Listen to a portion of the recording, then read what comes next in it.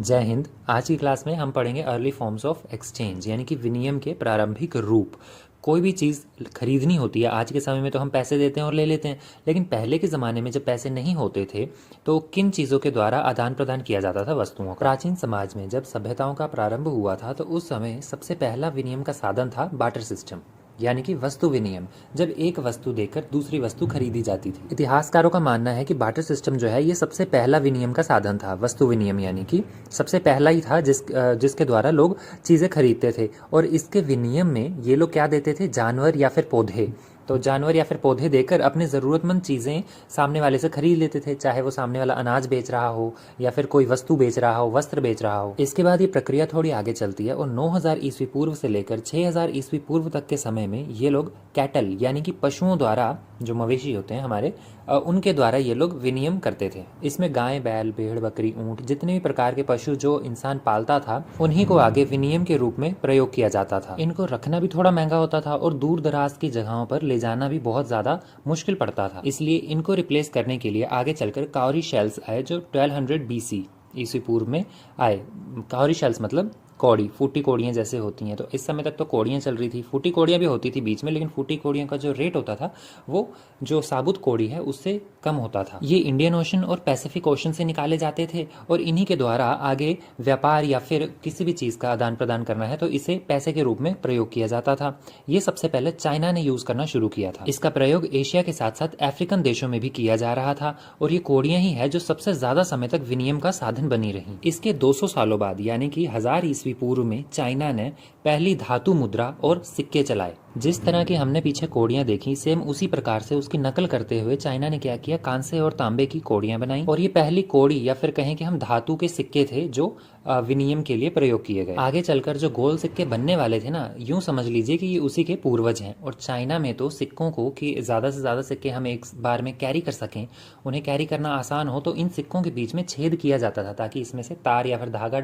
लपेट कर इन्हें आसानी से कैरी किया जा सके। इन्हीं सिक्कों के 500 सालों बाद यानी कि 500 ईस्वी पूर्व में आधुनिक सिक्के आए जो इन्हीं से प्रभावित थे, बस थोड़े अच्छी क्वालिटी के थे और अच्छी तरह से बनाए गए थे। ये भी सबसे पहले चाइना ने ही बनाए थे, जो चांदी के टुकड़ों से बने होते थे। इन सिक्कों को कोई भी अपने घर पे बना सकता था, इसलिए उससे बचने के लिए इन्हें प्रमाणिक बनाने के लिए इन पर जो राजा होते हैं, जो देवता होते हैं, उनके चित्र अंकित किए गए। माना जाता है कि ये जो राजाओं के चेहरे लगाए गए, जानवरों के लगाए गए, देवताओं के लगाए गए, तो ये जो सिक्के थे ना, ये सबसे पहले लीडिया में पाए गए हैं। मतलब लीडिया से ही शुरू हुए थे सिक्के। चांदी के बनाए तो चाइना ने, लेकिन वो कॉपी ना कर पाए कोई और आम जनता, तो वो किसने किया, वो लीडिया में हुआ। लीडिया जो आज जो तुर्की है ना, उसके अंदर ही है वो। और ये इतनी ज़्यादा कारगर तकनीक थी, इतनी बेहतरीन तकनीक थी कि आगे चलकर हम देखते हैं कि ग्रीस हो गया, फारस हो गया, मैसेडोनिया और उसके आसपास के जितने भी एरियाज थे ना, उन सभी ने इसको अपना लिया। रोम ने भी इसी को अपनाया, रोम की सभ्यता ने भी इसी कॉइन की टेक्निक को फॉलो किया। इन सिक्कों की खासियत ये थी कि ये नॉर्मल चीज़ है, जैसे कि कांसा और तांबे से नहीं बने होते। कांसे तांबे से तो हम औजार भी बना रहे हैं,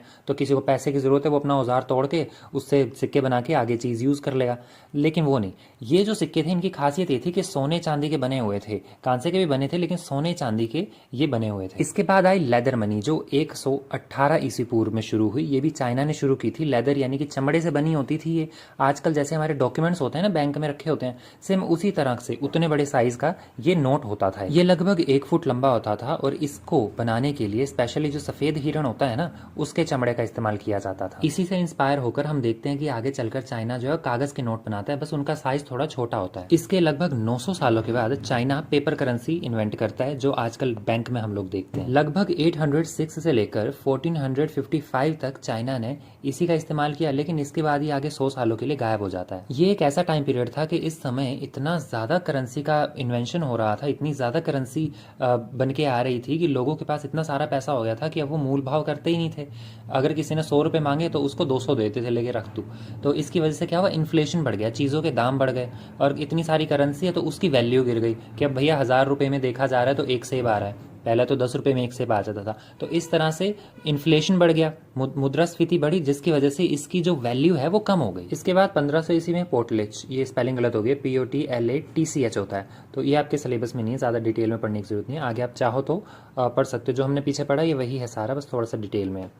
इसके बाद अब हम बात करते हैं गोल्ड स्टैंडर्ड की। 1816 में ब्रिटेन जो है, इंग्लैंड जो है, पूरा इलाका जो है वहाँ का, तो वो लोग क्या करते हैं, सोने की मुद्रा चलाते हैं और अपने देश में सोने की मुद्राओं को एक नॉर्मलाइज कर देते हैं। लेकिन एक टाइम ऐसा आता है 1930 में, मतलब वर्ल्ड वॉर वन के बाद इस देश की हालत इतनी खस्ता हो जाती है, इसका सारा सोना चांदी अमेरिका और फ्रांस के पास चला जाता है, तो इसके पास क्या बचता है? अपने जो सोने के सिक्के हैं उसको पिघला के ये लोग अपना फॉरेन रिजर्व बनाते हैं। इसके बाद आता है वैल्यूज़ एंड गिफ्ट गिविंग, मतलब मूल्यवान वस्तुएं गिफ्ट में देना। तो ये एक्चुअल में इतिहासकार तो मेनली इसको भी एक्सचेंज का एक पैटर्न मानते थे, लेकिन जो साइंटिफिकली हम देखें तो ये एक्सचेंज का पैटर्न नहीं हो सकता। ऐसा थोड़ी होता है कि मैंने आपको गिफ्ट दिया तो बदले में आपको भी मुझे देना ही है।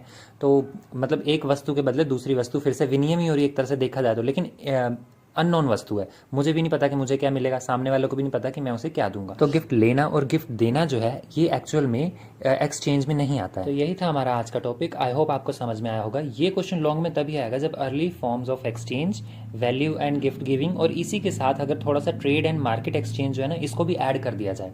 तो सेम वही चीज़ है मार्केटिंग में भी, यही जो हमने एक्सचेंज की वैल्यूज़ पढ़ी इसमें गोल्ड और सिल्वर जो है ये सारी आ जाती हैं। ये टॉपिक बहुत छोटा था इसलिए मैंने आपको चलो एक पढ़ा दिया। इसके अलावा कुछ टॉपिक्स हैं जो छोटे हैं, इससे पहले निकल चुके हैं, वो मैं आपको नीचे डिस्क्रिप्शन में PDF उसके प्रोवाइड करवा रहा हूँ, आप वहाँ से पढ़ सकते हो। जो है चेंजेस इन मटेरियलिस्टिक कल्चर, जिसमें हम डोमेस्टिक मोड ऑफ प्रोडक्शन के बारे में पढ़ चुके हैं पहले भी, तो उसी के बारे में है। बस एक जो बुक है, मैंने जिस बुक में मेरे को अच्छा लगा मैंने उसका रेफरेंस आपको दे दिया नीचे। उसी के साथ दूसरा PDF है आपका emergence of the first cities, जिसमें कि अर्ली कल्चर और मटेरियलिस्टिक चेंजेस जो मैंने आपको पहले बताया, सेटलमेंट पैटर्न कैसा है, इसके बारे में आपको पढ़ना है। इमर्जेंस ऑफ सिटीज़ में आपने देखना है कि कैसे कि कांस्य युग, जो कांस्य युग है वहीं से सिटीज़ बन के सामने आई थी, नगरीकरण हुआ था कृषि की वजह से, और मेसोपोटामिया के उरुक और मोहनजोदाड़ो और हड़प्पा सभ्यता जो है हमारे साउथ एशिया की, इनके बारे में आपने पढ़ना है मेनली। इसी के साथ आपकी 2 यूनिट्स फिनिश हो गई हैं, आगे 2 यूनिट्स और बची हैं। तो मिलते हैं नेक्स्ट क्लास में। जय हिंद।